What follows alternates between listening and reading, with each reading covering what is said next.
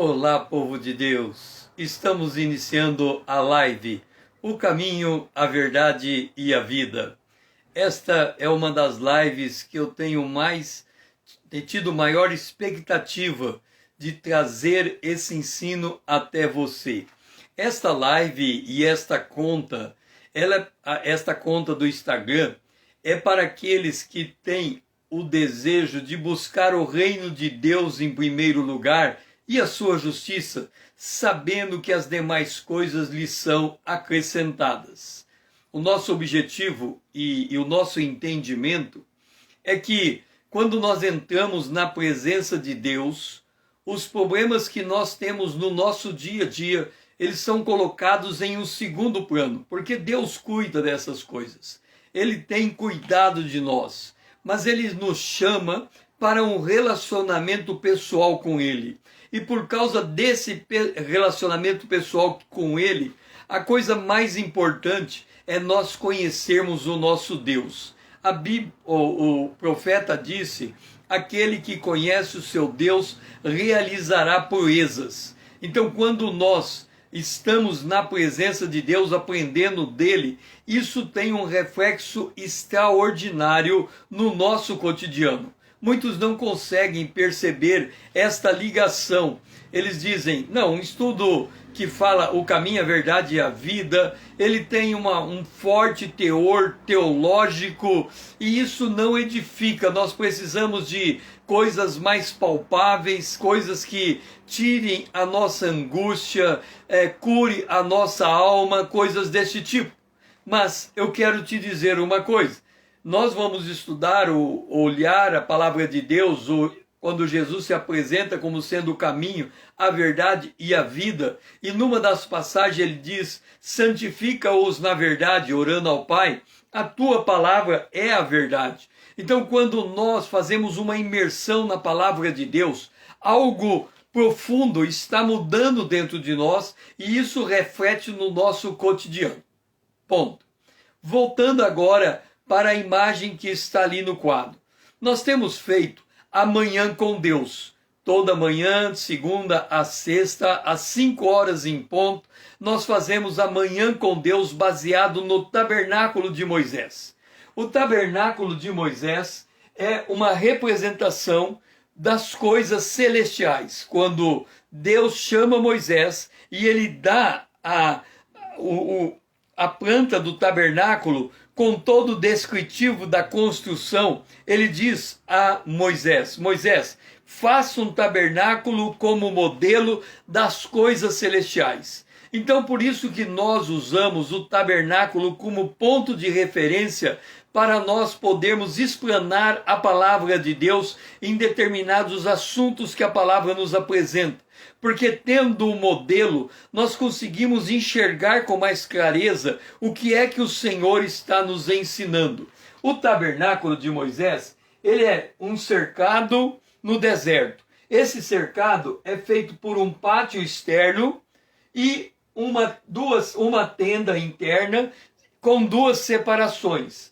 Aqui nós temos a Arca da Aliança, aqui nós temos o altar de ouro, aqui nós temos o candelabro, aqui nós temos a mesa de pães, aqui nós temos a pia de cobre e aqui nós temos o altar de cobre. O altar de cobre, dentro de toda a figura que é o tabernáculo de Moisés, é o local aonde o cordeiro foi sacrificado. Então, aqui no altar de cobre, é onde acontece a crucificação, porque é ali que o cordeiro é separado por 3 dias. Jesus esteve conosco na terra por 3 anos. Num dado momento, a mão do pecador é colocada sobre a cabeça da ovelha que está sendo oferecida em sacrifício. O pecado do pecador é transmitido para a ovelha, por isso é uma morte substitutiva, razão porque esta ovelha não pode ter defeito, e tendo ela sido morta, o seu sangue derramado sobre esse altar de cobre, é dito depois desse evento que o pecado daquele pecador está perdoado. Por quê? Hebreus diz: sem derramamento de sangue não há perdão de pecado. Então, ali é a representação da morte de Jesus na cruz do Calvário. Mas por que eu estou trazendo o tabernáculo para falar que Jesus é o caminho, a verdade e a vida? Porque a partir de João, o Evangelho de João, o capítulo de número 12, então nós vamos colocar aqui o capítulo de número 12, Jesus está se apresentando como aquele que vai morrer em lugar do pecador. Capítulo 12, Jesus é aquele que vai morrer em lugar do pecador. No capítulo 13, Jesus institui a ceia.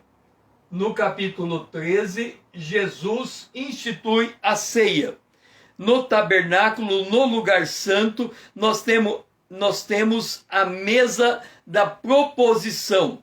A mesa da proposição, onde era colocado os 12 pães, cada pão representando uma tribo de Israel. Então, no capítulo 13, Jesus institui a ceia. No capítulo 14, 15 e 16, então nós temos aqui o capítulo 14,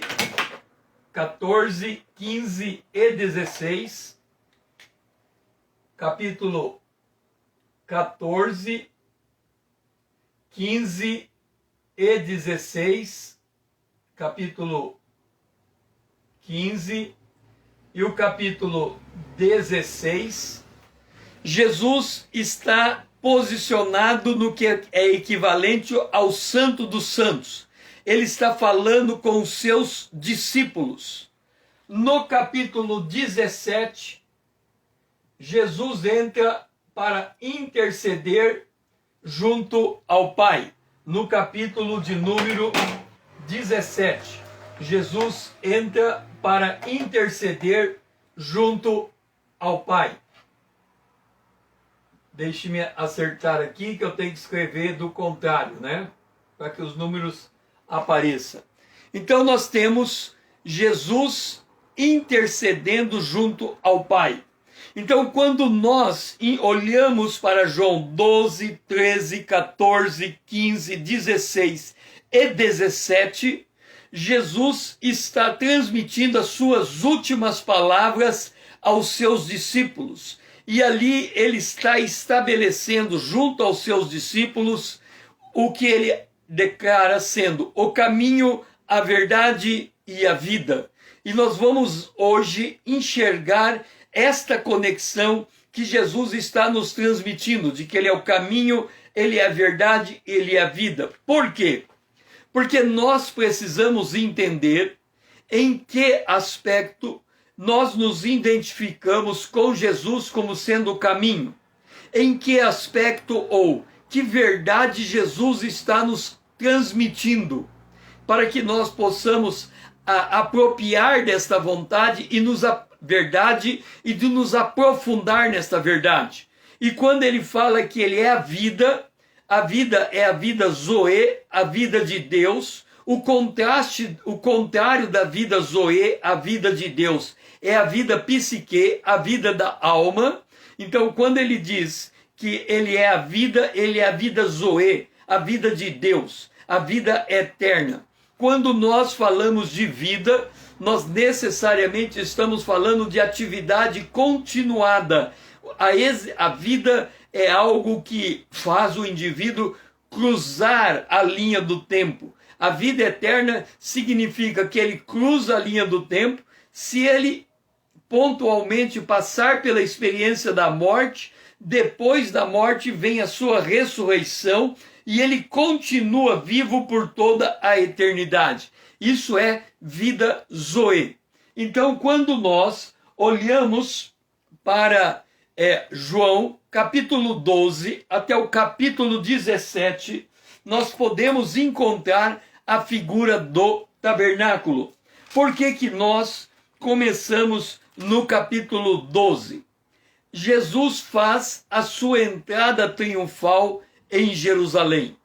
E quando ele faz esta entrada triunfal, a partir do verso 20 do capítulo 12, há uma passagem em que Filipe, que era de Betsaida da Galileia, vem até Jesus, aliás, gregos se dirigem a Filipe, e eles dizem, os gregos dizem a Filipe, queremos ver Jesus.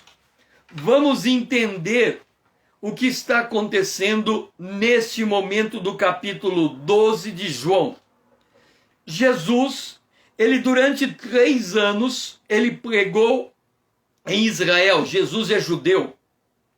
Por isso que em João, no capítulo 4, Jesus diz, a salvação vem dos judeus. Jesus é judeu.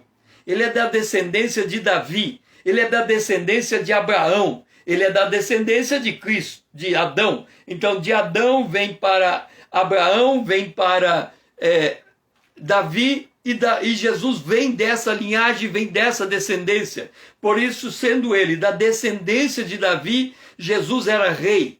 Ok, Jesus veio dessa descendência e ele se fez homem. Ele habitou entre nós.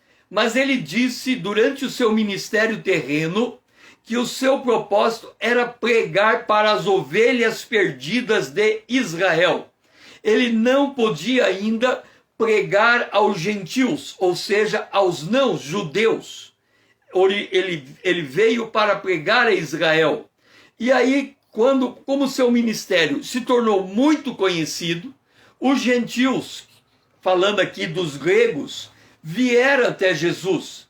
E quando eles vêm até Jesus, eles vão até os discípulos, encontram com Filipe e dizem, Filipe, queremos ver a Jesus. Deve ter sido muito grande a alegria de Filipe, porque naquele momento ele estava enxergando o judeu cumprindo um papel que lhe era designado de ser uma bênção para toda a terra a partir da bênção de Abraão. Por isso que a Bíblia diz que Deus colocou Jerusalém como um cálice de tontear as nações. Ele escolheu Jerusalém como a cidade do grande rei. E Jesus, ele está em Jerusalém, nessa cidade do grande rei. Mas Jesus, ele ainda não estava se apresentando como o rei de Israel. Ainda que ele o fosse, ele veio na condição do Cordeiro de Deus que tira o pecado do mundo. Então os gentios chegam até Jesus e eles querem uma entrevista com Jesus. Para surpresa deles e dos próprios discípulos, Jesus responde, é chegada a hora de ser glorificado o Filho do Homem. Jesus, ele veio na terra para cumprir uma missão. E ele diz, está chegando a hora de eu cumprir essa missão. O apóstolo Paulo, aos Filipenses, ele retrata qual era a missão de Jesus. Ele disse que Jesus se esvaziou da sua divindade, sendo servo se fez homem, e foi obediente até a morte, e a morte de cruz. Então, a missão primordial de Jesus no seu ministério terreno era ir para a cruz do Calvário, porque ele era o Cordeiro de Deus, e lembra, representando o tabernáculo, a pia de cobre era o lugar de sacrifício do Cordeiro. Então Jesus disse, é chegada a hora do Filho do Homem ser glorificado. Quer dizer, ele esvaziou da sua divindade, ainda que ele era verdadeiro Deus, ele assumiu a condição de verdadeiro homem e abdicou de usar os seus poderes divinos.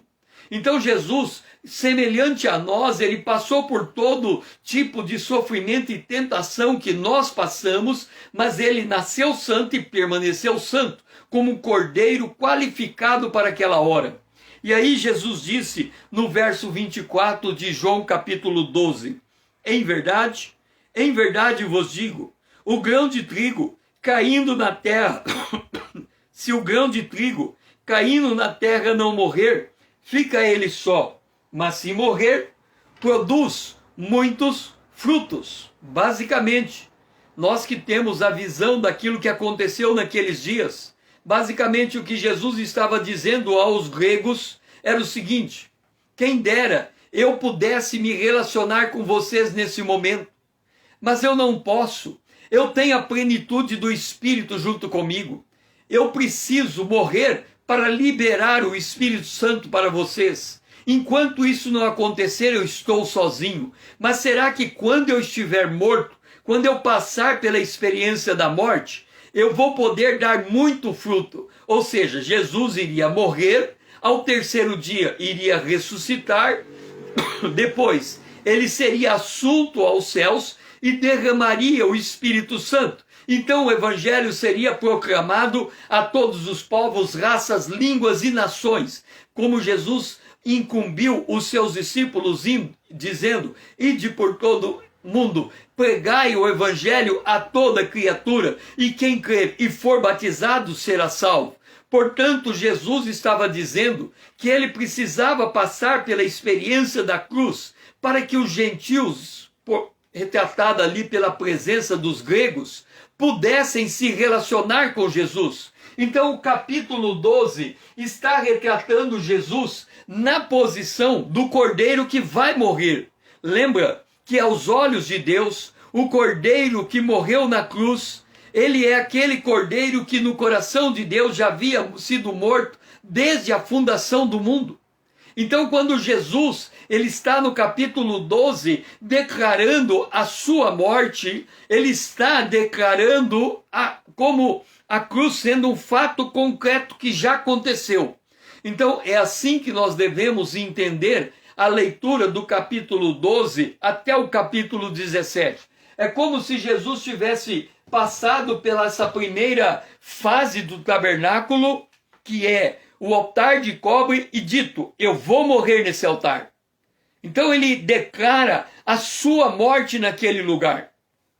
Feita essa declaração de que ele iria morrer, e ele dizia: se alguém me serve, siga-me, e onde eu estou, ali estará também o meu servo. Se alguém me servir, o Pai o honrará. E aí ele diz: agora está angustiada a minha alma. Que direi eu? Pai, salva-me desta hora, quer dizer, salva-me da cruz? Não, foi precisamente para esse propósito que eu vim. A oração dele é outra. Não é para sair da cruz, é para enfrentar a cruz. Ele diz: Pai, glorifica o teu nome.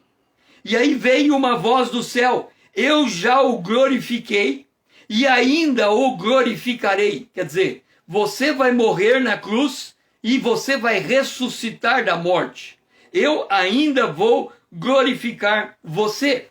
Observa que no capítulo 12 de João, ao mesmo tempo que Jesus anuncia a sua morte, ele anuncia o discipulado. Ele diz: se alguém me serve, siga-me. Ele tá declarando que ele vai morrer na cruz. E ele diz assim: se você quer me servir, siga-me. Siga-me para onde? Para a cruz.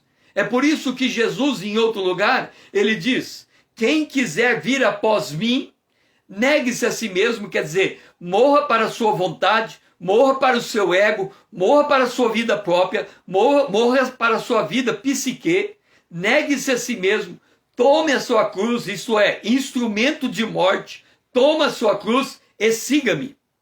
Entenda, quando Jesus veio, ele humilhou a si mesmo, e ele tomou a forma de servo e se fez homem.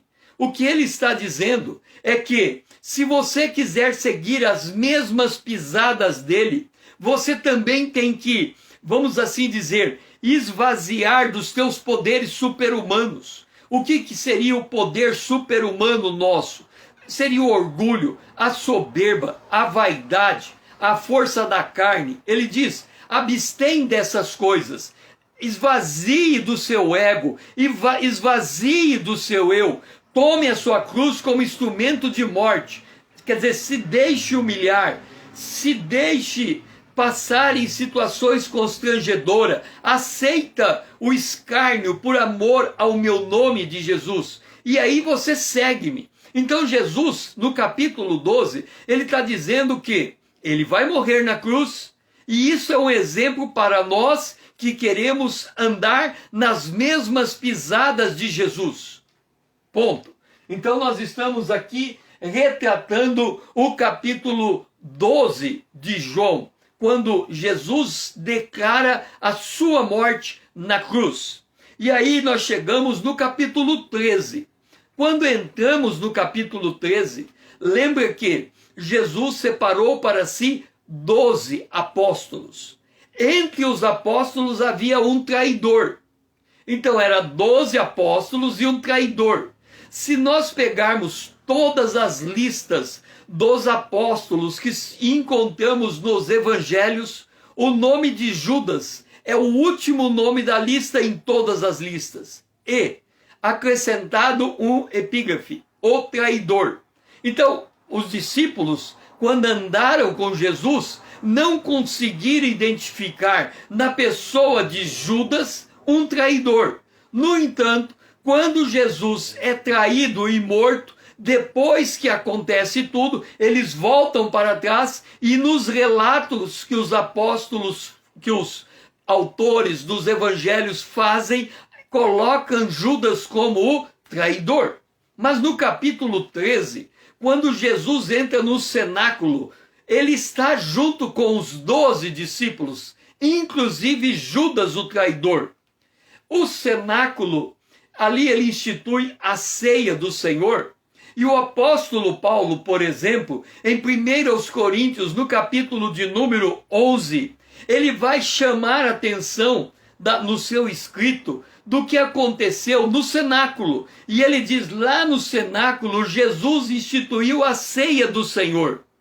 E aí, isso significa que enquanto a igreja estiver sobre a face da terra, nós encontraremos 11 discípulos e no meio dos discípulos um traidor. Alguém que não tem essa mesma comunhão, essa mesma sinergia, esse mesmo espírito do restante do corpo.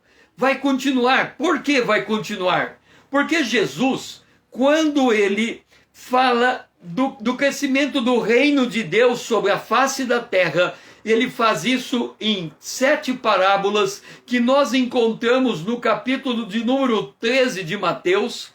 Na segunda parábola, ele diz que o reino de Deus é semelhante ao joio que o inimigo veio de noite e plantou no meio do trigo. E uma vez que o joio nasceu no meio do trigo, ele continua misturado com o trigo até a consumação dos séculos, porque somente anjos têm o correto discernimento de separar joio do trigo. Portanto, nós, quando convivemos numa igreja local, nós convivemos com todo tipo de pessoa. Nós convivemos com joio, nós convivemos com trigo. Mas nós, de boa vontade, de boa mente, não podemos julgar quem é joio e quem é trigo, porque o discernimento cabal, apto a separar o joio do trigo, somente os anjos têm esta aptidão. Cabe a nós convivermos como irmãos, mesmo sabendo que entre nós possa aqui ou acolá ter um Judas. E é nessa condição que Jesus entra no cenáculo, que é a representação do lugar santo. Então, o primeiro lugar que nós vamos encontrar, aliás, quando ele vai para entrar no cenáculo, ele já está lá dentro. No capítulo 13, nós vemos assim, antes dele instituir a ceia, aparece o seguinte: levantou-se da ceia, tirou as vestimentas de cima e, tomando uma toalha, cingiu-se com ela. Verso 5 de 13. Depois deitou água na bacia e passou a lavar os pés aos discípulos e a enxugar-lhes com a toalha com que estava cingido. Entenda, a pia de cobre era um reservatório de água, onde os sacerdotes lavavam os seus pés e suas mãos para poder entrar no lugar santo. Então, aqui Jesus já está dentro do cenáculo. Mas se nós fôssemos posicionar Jesus à luz do modelo que é o tabernáculo, Jesus estaria na pia de cobre. Então vamos colocar aqui o capítulo 13 na pia de cobre. Na pia de cobre,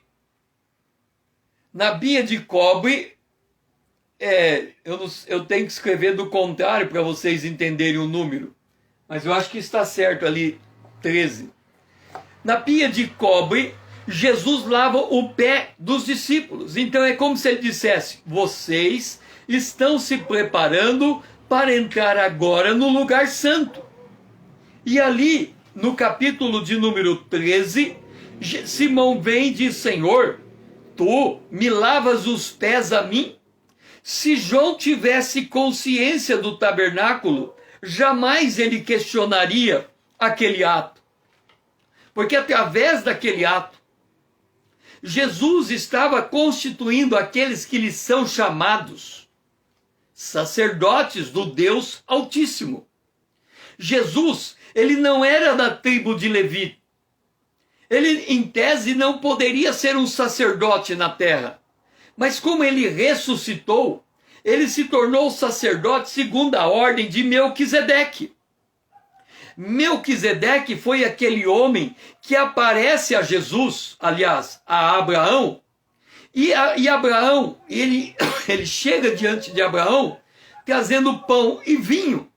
E Abraão lhe entrega o dízimo.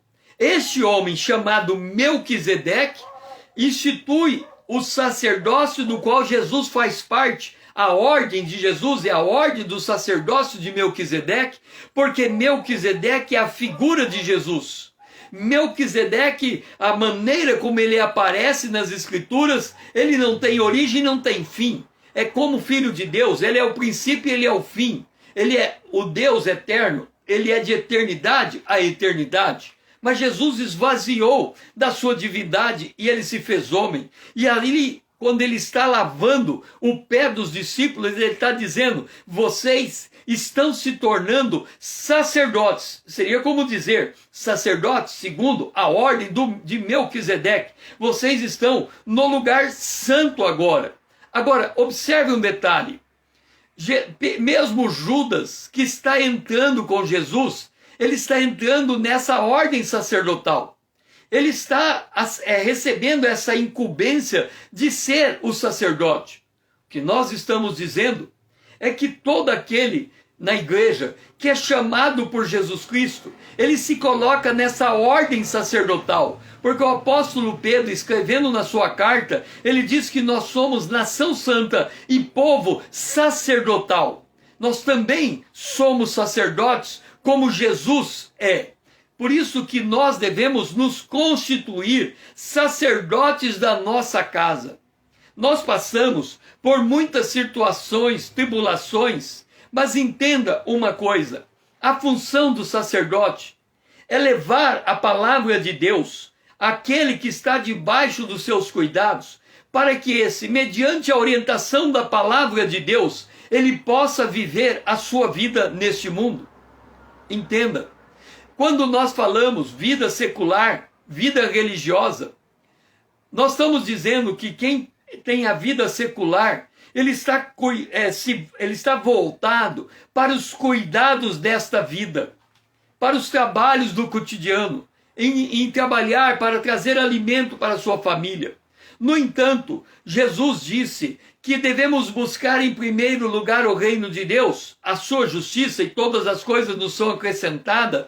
Então ele está dizendo que a nossa primordial função é de ser sacerdote no lar, e quando nós assumimos esta função, nós instruímos aqueles que estão em derredor de nós a caminhar na direção de Deus, de acordo com a palavra de Deus, ao ponto de atentar para o que o salmista diz: lâmpada para os meus pés e a tua palavra é luz para os meus caminhos. Então Jesus, ele entra aqui com os discípulos com seus pés lavados. Por isso Jesus disse: o que eu faço não sabes agora, compreendê-lo-ás depois. Disse Pedro: nunca me lavarás os pés. Jesus respondeu: se eu não te lavar, não tens parte comigo. Então Pedro disse: Senhor, não somente os pés, mas também a mão e a cabeça. E Jesus disse: quem já se banhou não necessita lavar, senão os pés. Vamos entender a parábola de Jesus. Quando nós nascemos de novo, nós somos regenerados pela palavra de Deus. Significa que a palavra já nos deu um banho, já mudou completamente a nossa mentalidade, como mudou completamente a nossa atitude, mudou completamente o nosso comportamento, portanto muda completamente os nossos hábitos. A palavra de Deus produz uma profunda transformação dentro de nós. Mas por quê? Se a palavra nos mudou tão radicalmente, nós precisamos continuar lavando os nossos pés. É porque é através dos nossos pés que nós caminhamos nesse mundo. E nós somos chamados a andar com Deus. E à medida que nós andamos com Deus nesse mundo, com a consciência de Deus, nós fazemos como servos, nós nos portamos dignamente de forma que nós agradamos a Deus. Mas nem sempre é assim.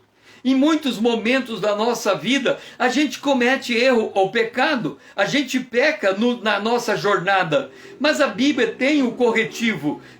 O apóstolo João, ele escreve em 1 João, no capítulo de número 1, quando ele diz: se alguém pecar, se pecarmos, devemos confessar os nossos pecados para sermos perdoados de todos os nossos pecados e de todas as nossas iniquidades. Portanto, a confissão é a vassoura do céu. Quando nós sujamos os nossos pés, ou pisamos na bola, ou fazemos algo que não agrada ao nosso Senhor, devemos dar um passo atrás, devemos fazer um autoexame, devemos reconhecer aonde nós erramos e devemos confessar os nossos pecados para que o sangue do Cordeiro possa nos purificar de toda iniquidade. Então é o que Jesus está ministrando aos seus discípulos. Vocês já nasceram de novo, vocês já estão aptos para o reino de Deus, vocês saíram do reino das trevas para o reino do Filho do amor de Deus. A realidade de vocês é completamente diferente daquela do momento que vocês encontraram comigo. Agora vocês são uma outra criatura, vocês agora estão andando com Deus, o Espírito de Deus anda com vocês, vocês são o templo do Espírito de Deus. Então Jesus está fazendo essa ênfase a Pedro, e ele diz: Pedro, convém lavar os pés, porque alguma coisa você pisa, como na casca de banana, e você escorrega e cai, como Pedro escorregou e caiu quando negou Jesus 3 vezes. Depois dessa jornada do capítulo 12, 13, 14, 15, 16 e 17 de João, depois do 17 de João, Pedro nega Jesus 3 vezes. Mas aqui nós queremos fazer ênfase da nossa posição sacerdotal para estar ali dentro. E aí Jesus institui a ceia. E ele diz: aquele que come do meu pão levantará contra mim o seu calcanhar. Dito essas coisas, angustiou. E os discípulos perguntou: quem? E Jesus respondeu: é aquele a quem eu der o pedaço de pão molhado. Tomou, pois, um pedaço de pão, e tendo molhado, deu a Judas, o filho de Simão. Então Jesus, ele está distribuindo o pão. João, ele não conta exatamente como Jesus instituiu a ceia, falando do pão e do vinho e da nova aliança. Mas o fato de Jesus mencionar o pão e não o vinho, e o fato de Judas comer do pão e não do vinho, é muito significativo. Significa que Judas, que comeu o pão e não bebeu do vinho, significa que Judas não tinha consciência da regeneração, não tinha consciência da santificação, não tinha consciência da confissão, não tinha consciência do arrependimento. Por isso ele come um pão molhado. Molhado com o quê? Molhado com água, porque a água é a palavra de Deus. Judas andou 3 anos com Jesus, mas mesmo assim a palavra de Deus não ganhou compreensão no seu coração. E por isso ele nega Jesus ao vender Jesus como um escravo por 30 moedas, vendeu aos judeus e por conseguinte aos romanos para que Jesus fosse crucificado. Então nós temos que entender que neste momento a Bíblia diz que imediatamente entrou em Judas Satanás. Então Jesus disse: agora vai, faça o que você tem que fazer. E aí Judas se retira do tabernáculo, do cenáculo. Quando ele se retira do cenáculo, quem é que fica? Jesus e 11 discípulos. Os 11 discípulos que não negaram Jesus até o final da vida deles. Os 11 discípulos, que depois é somado com mais um, voltando a ter o número de 12, que são aqueles que vão ser as 12 os 12 muros de Jerusalém. Jerusalém tem 12 muros, e os muros têm o nome dos apóstolos, que são os discípulos escolhidos por Jesus. Jesus escolheu 12 apóstolos. Ok? Então agora, quando nós chegamos no capítulo 14, Judas, o traidor, não está mais presente. O que significa isso? Significa que quando lemos o capítulo 14, o capítulo 15, o capítulo 16, o capítulo 17, nós estamos pisando no mais santo de todos os lugares. Lembra de Moisés? Quando Deus se apresenta para ele e diz: Moisés, tira a sandália dos teus pés, porque o lugar que você está é terra santa. Lembra que Jesus lavou os pés dos discípulos, como quem diz: vocês estão num ambiente absolutamente santo. Vocês estão dentro da minha intimidade. Daqui a um instante eu vou falar direto com o meu Pai e vocês vão estar junto comigo ouvindo a oração que eu vou fazer ao Pai.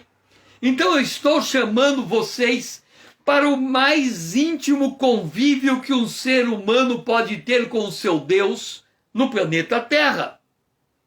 E isso se dá no lugar santo, aonde tem a mesa de pães, o candelabro representando o Espírito Santo e o altar de ouro representando a vida de todo aquele que entrega a sua alma, a sua vida a Jesus Cristo, nasce de novo e é selado com o Espírito Santo. Então o altar de ouro, o ouro do altar, é a representação da presença do Espírito Santo no coração de todo aquele que nele crê. E aí Jesus chega no capítulo 14. E no capítulo 14 ele vai dizer o seguinte: não se turbe o vosso coração. Crede em Deus, crede também em mim. Na casa de meu pai há muitas moradas. Se não fosse assim, eu vou teria dito, mas vou preparar-vos lugar. Entenda, Jesus vai preparar um lugar na casa do Pai. Como que ele faz isso? Lembra que lá no capítulo 12, ele diz que ele está indo para a cruz? Lembra que lá no capítulo 12, ele está nos chamando a seguir ele em direção à cruz? Então ele fala: eu vou preparar morada. Quer dizer, no capítulo 17, ele faz a intercessão. Entre o capítulo 18 em diante, ele vai preso, ele é crucificado, ele é morto, e ao terceiro dia ele ressuscita. E ele sobe ao Pai. Quer dizer que na hora que ele morreu na cruz, ele preparou o lugar. Lembra quando ele estava na cruz? Um ladrão que estava do lado disse: Senhor, lembra de mim quando entrar no paraíso? E ele disse: ainda hoje estará comigo no paraíso. O paraíso é o terceiro céu. Jesus estava dizendo a ele que ele ia descer ao mundo dos mortos, mas ao terceiro dia ia ressuscitar. E você fica com a pergunta: mas por que Jesus disse que hoje ele estaria, aquele homem que estaria morrendo na cruz ainda hoje estaria com Jesus? Nós temos que entender uma coisa: o homem que morre, o tempo, a passagem do tempo, é uma passagem para o homem corrupto. O tempo passa para quem é corrupto, tem a natureza corrupta. Então ele passa por um processo de nascimento, crescimento, amadurecimento e envelhecimento. O corpo vai se deteriorando com o passar do tempo até ir ao pó. Portanto, o homem que não passou pela experiência da ressurreição tem um corpo que vai ao pó. E Jesus disse: mas eu vou te ressuscitar e você vai estar comigo no paraíso. Significa o que Jesus está dizendo ali para aquele homem na cruz, e é uma palavra para cada um de nós, é que quando nós morremos, o tempo para de contar, mas haverá o momento que a trombeta vai soar, e no abrir e piscar de olhos, os que estiverem mortos ressuscitarão primeiro, e nós, os que estivermos vivos, seremos levados aos ares, ao encontro de Jesus com o nosso corpo glorificado. Portanto, para aquele ladrão na cruz, quando ele fechou os seus olhos na cruz, o tempo parou de contar para ele. Na hora que Jesus, ele ouve a palavra ressoada da trombeta que vai lhe ressuscitar e ele vai para a cruz, ou vai para o céu, com o corpo glorificado, para ele é como se ele tivesse fechado e aberto os olhos. É como se fosse na mesma hora, no mesmo dia. Essa é a significação. Por isso que Jesus diz para todas as gerações da igreja: eis que estou à porta e bato. E ele diz que ele virá como ladrão à noite repentinamente. Ele é repentino para toda pessoa, indistintamente, não importa a idade que ela viveu. Por quê? Porque se ela morreu na época dos apóstolos, ela fechou os olhos. O tempo parou de contar. Se ela abrir os olhos, é como se fosse um segundo depois da sua morte, a sua ressurreição. E nós, o que ficarmos vivos, seremos arrebatados. Então, quando Jesus chega no capítulo 14, ele está dizendo, a palavra de João 14, 15, 16, 17, é para aquele que tem o anelo, o desejo de encontrar com o seu Senhor nos ares. O apóstolo João, escrevendo em 1 João no capítulo 3, ele diz que todo aquele que tem esperança na volta de Jesus, ele purifica a si mesmo, porque quando Jesus se manifestar, ele não sabe como Jesus é, mas será exatamente como Jesus é. Por isso que Jesus lavou o pé dos discípulos, porque lá na oração, no capítulo 17, ele diz, no capítulo 15, ele diz, vocês já estão limpos pela palavra que eu tenho dito a vocês. E no capítulo 17, ele diz, santifica-os, Pai, na tua palavra. A tua palavra é a verdade. Então entenda, Jesus está no capítulo número 14, com os discípulos dizendo, eu vou e voltarei. E aí ele diz, eu não sabeis o caminho. E Tomé disse, aonde é o caminho? Aonde é o caminho, Senhor? E aí, não sabemos para onde vais, como saber o caminho? E aí Jesus disse, eu sou o caminho e a verdade e a vida. Ninguém vem ao Pai senão por mim. Observe o palavreado de Jesus. Ninguém vem ao Pai. Ele não está dizendo ninguém vai ao Pai, como se estivesse indo para uma direção oposta. Ele diz, ninguém vem ao Pai, quer dizer, se você quer vir ao Pai, você tem que cruzar por mim. Jesus, ele é autor e consumador da nossa fé. E esse olhar, Jesus disse em João, num dos capítulos de João, ele disse, quando eu for levantado, a todos atrairei até mim. E quando ele diz isso, João, o evangelista, dá uma interpretação do que Jesus disse, e ele diz, está falando da sua morte, quando ele for levantado, está falando da sua morte. E Jesus complementa, e rios de água viva fluirão de você. Significa que quando nós tomamos a decisão de caminhar em direção à cruz, o Espírito Santo vai fluir através de nós. Então ele diz, eu sou o caminho, mas ele já está apontando o caminho desde João capítulo 12, quando ele diz, segue-me, e ele diz, eu preciso morrer, e Paulo vem e traz maior entendimento do que ele fez, quando Paulo escreve aos Filipenses no capítulo 3, eu sou Jesus, esvaziou da sua divindade e ele foi obediente até a morte e morte de cruz. Jesus está dizendo, o caminho dos homens do planeta Terra é cruzar pela experiência de morte, para que através da morte ele encontre a vida. É por isso que a Bíblia diz, quem tem o Filho tem a vida, quem não tem o Filho não tem a vida eterna. É por isso que Paulo diz, eu não sei o que escolho, se fico, dou testemunho, se vou, estou com o Senhor, em ambas as partes está bom.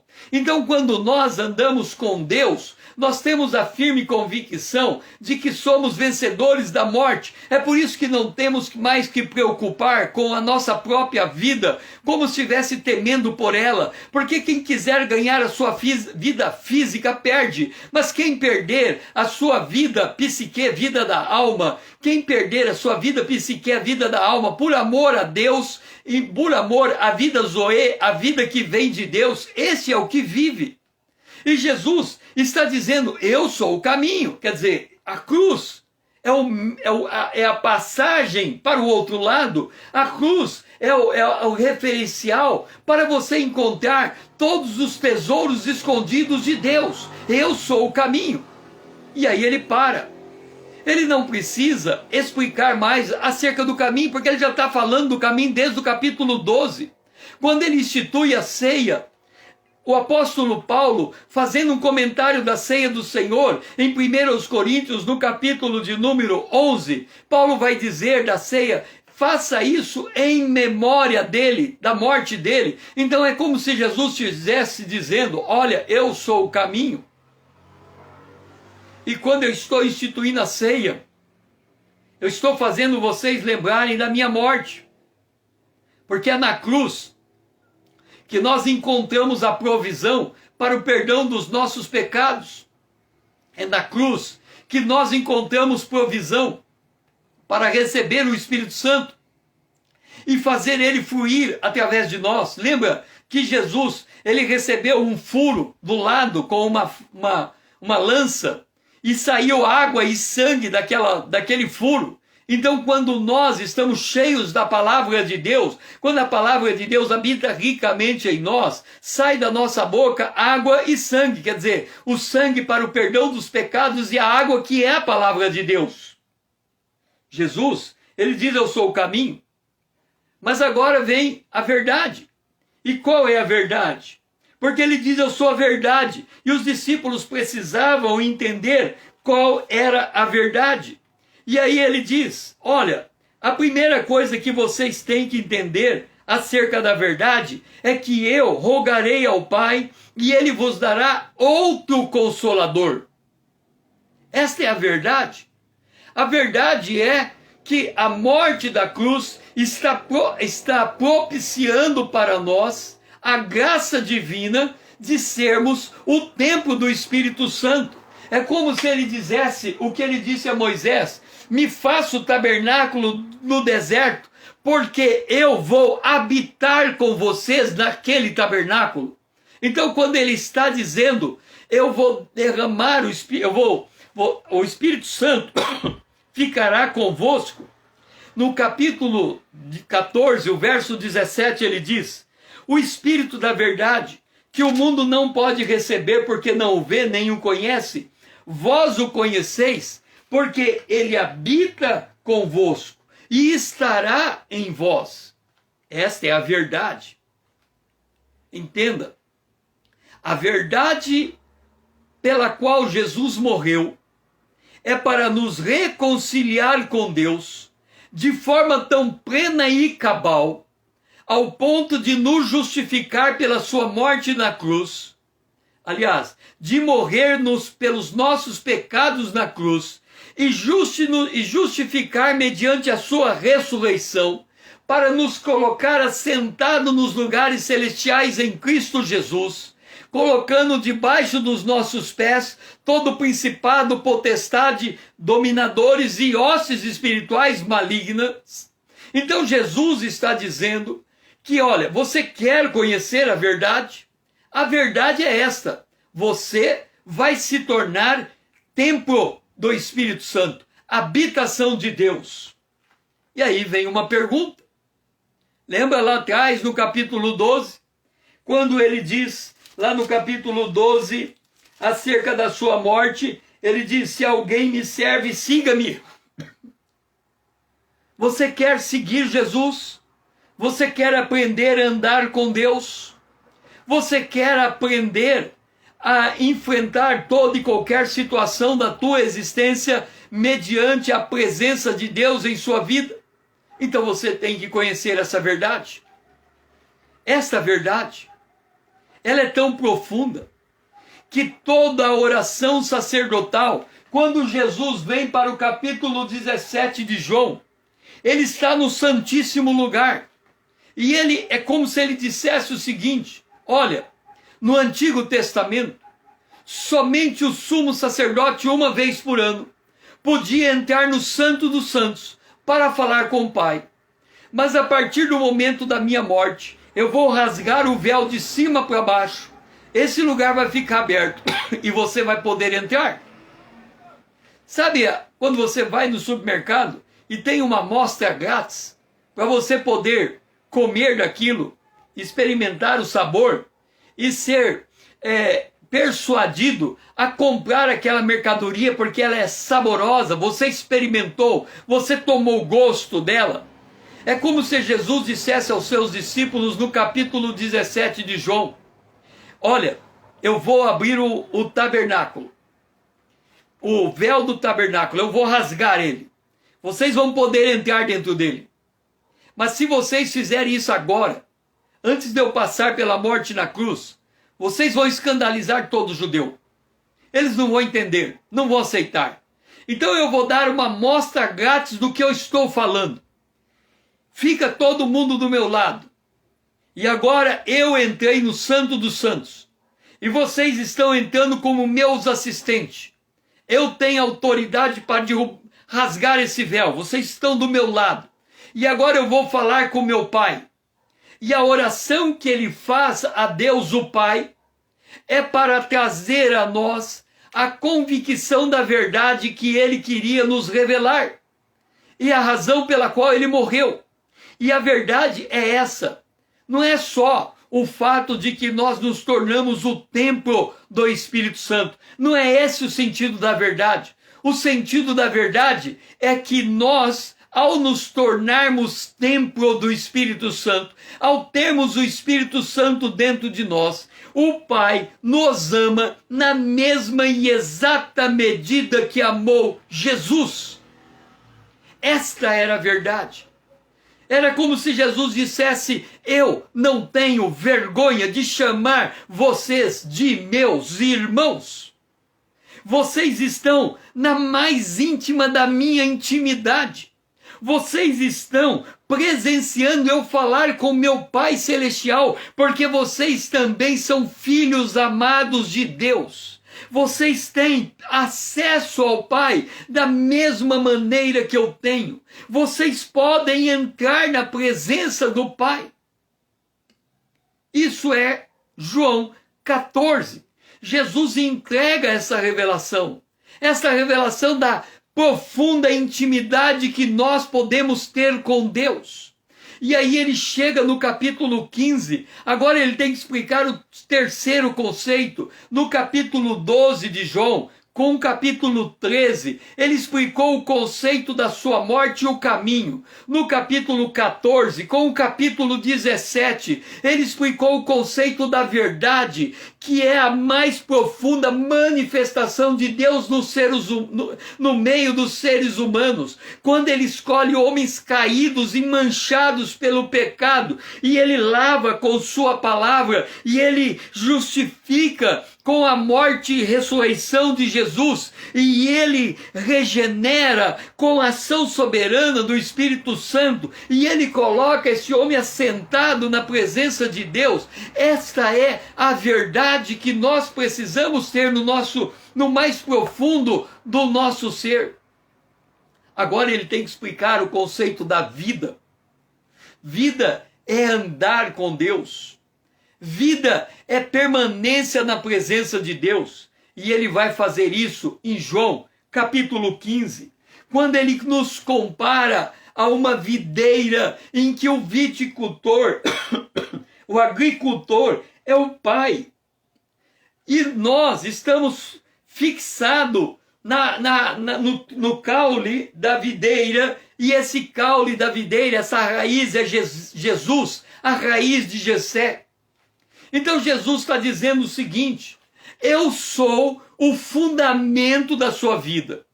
Mas para que você possa entender vida, vamos pegar uma videira que produz uva, que é saborosa, que é o fruto.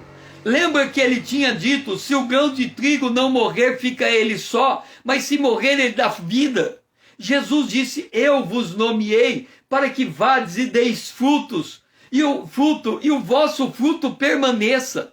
Quando nós fazemos a obra no Espírito Santo, o nosso fruto vai para a eternidade. Isso significa a mais profunda mudança de mentalidade. Jesus está dizendo o seguinte: a partir do momento que eu enxergo a cruz e Jesus crucificado nela, e a partir do momento que eu creio na obra completa da cruz, que significa a morte e ao terceiro dia a ressurreição, e isso me transforma cabalmente, e agora eu sou chamado a andar baseado nesta verdade. E andar baseado nessa verdade significa ter Jesus como fundamento e ter o Pai como aparador das arestas. O galho que não está dando fruto, ele corta para que dê mais fruto. O autor aos Hebreus vai colocar isso de outra maneira. Qual é o pai que não corrige ao filho que ama? Se não corrigir, é bastardo. Então, quando ele diz da videira, ele está dizendo: olha, vocês vão entrar no tratamento de Deus, mas eu lhes garanto, vocês vão produzir o fruto que vocês estão chamados a produzir. Por isso que o salmista, no Salmo de número 1, ele vai dizer: bem-aventurado o homem que ele é como uma árvore plantada junto à corrente de águas, que no devido tempo dá o seu fruto. E ele está dizendo: a partir do momento em que você me recebe, a partir do momento que você entende a verdade da íntima conexão que eu tenho com você, isso muda a tua maneira de viver, muda o teu comportamento, muda a tua mentalidade, muda a tua perspectiva, muda a tua visão de futuro, muda a maneira como você usa os teus recursos financeiros, muda a maneira como você trabalha, muda a maneira como você se apresenta. E Jesus diz que para que nós possamos experimentar essa vida com Deus, esse andar com Deus, ele diz em João capítulo 15, se permanecerdes em mim e as minhas palavras permanecerem em vós, pedirei o que quiserdes e vos será feito. E ele diz depois, no capítulo 10, no 15:10, se guardardes os meus mandamentos, permanecerei no meu amor.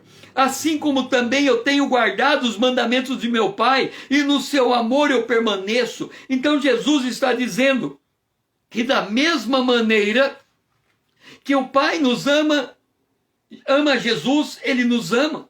Não há diferença. E ele diz: o meu mandamento é este, que vos ameis uns aos outros. Então é nesse contexto que ele apresenta o seu mandamento. E ele diz: já vocês são meus amigos, se fazem o que eu mando. Eu não chamo mais vocês de servos, porque o servo não sabe o que faz o seu senhor, mas eu tenho chamado amigos, pois tudo quanto ouvi do meu Pai, eu vos tenho dado a conhecer. Nós, e aqui está a essência da verdade, que se transforma em vida com Deus. Nós somos amados por Deus, exatamente igual Deus amou a Jesus. Nós somos chamados a viver no planeta Terra, exatamente igual Jesus viveu.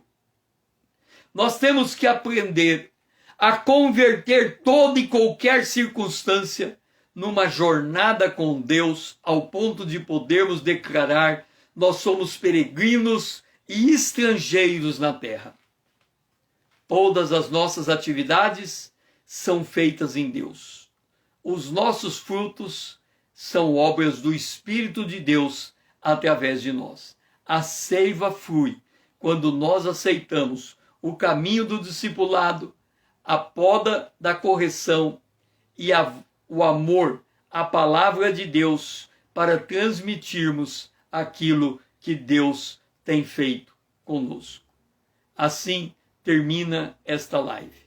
Que você possa ter recebido esta amostra grátis, possa ter entendido o grande privilégio pelo qual Deus te chamou e possa ter essa disposição de se tornar discípulo para peregrinar nesta jornada. E eu estou aqui para ajudar você nesse propósito, para compartilhar com você o que Deus tem colocado no meu coração, para que juntos possamos edificar a nossa fé e fazermos esta jornada com Deus. Que o Senhor seja louvado e que você possa estar comigo amanhã às 20 horas em mais uma live. Ainda não sei qual será o tema da live que teremos amanhã, mas você será profundamente abençoado. Agora, faça o seguinte, pega esse aviãozinho, mande essa mensagem ao máximo de gente que você conhece, para que eles possam receber isso como uma amostra grátis do que Deus quer fazer na vida deles.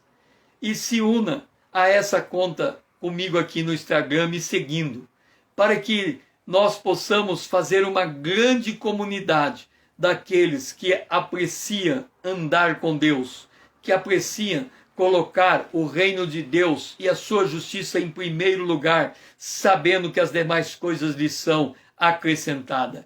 Eu lhe chamo a compartilhar comigo esta jornada rumo ao arrebatamento da igreja, porque Jesus está voltando e ele, nesse contexto, é que ele ensinou o caminho, a verdade e a vida. O caminho é a cruz, a verdade é a nossa profunda e íntima comunhão com Deus, e a vida é o agir de Deus através de nós em testemunho daquilo que Deus está fazendo em nossas vidas, alcançando outras vidas ao Senhor.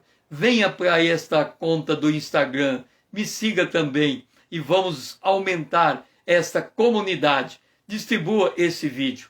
Que o Senhor seja louvado.